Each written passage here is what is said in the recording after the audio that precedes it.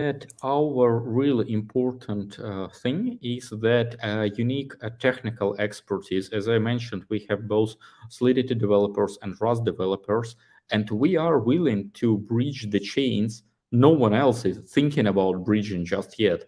And I think this is where we shine.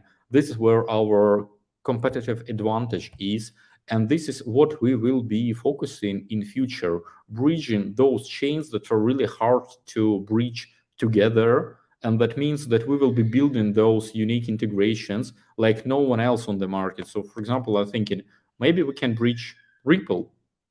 Yeah, right? How cool it is to bridge Ripple to Solana.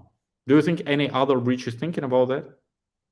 This is what we are doing here. We're trying to find really unique pairs because if you think about it, Ripple, it doesn't have the smart contracts. So it requires complete other architecture, and it is not similar. It is not on Rust. It is not on Solidity. It's something else. And while people they tend to focus on bridging what is easier to bridge, of course, I do understand that bridging another EVM chain is easy because you just need to redeploy smart contracts. I think that what we should be doing as a part of our journey at Allbridge to find those technologically hard integrations and do them. And this is what will distinguish us from the competitors. Hey, Andre, I would like to know more about your thoughts. What do you expect in next year and next few years in our industry?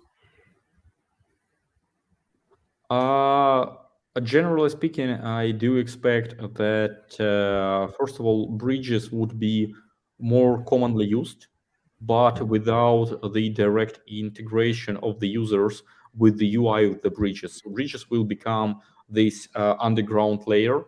People will Mhm. be using the bridges without even knowing what they are using. So this is one thing to work towards too.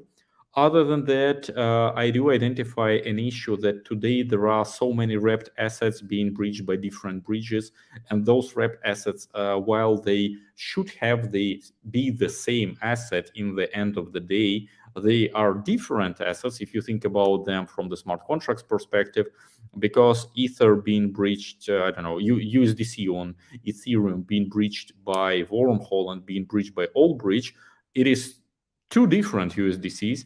And then there is other USDC, the third one, which is official USDC on Solana. And those are different assets which are now connected, of course, using the Curve AMMs like Saber. But I think that sooner or later market would be moving towards native assets more than wrapped assets.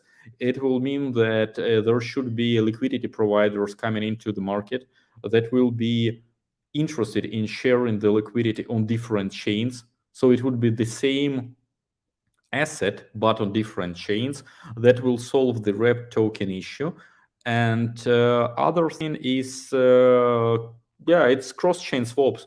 I think that right now, person bridging USDC from Ether to Solana doesn't want to have USDC on Solana. Person is bridging USDC from Ether to Solana to have a possibility to maybe take part in some IDO on Solana. So it is not the initial USDC asset that the person wants to get. It is the continuous journey forward.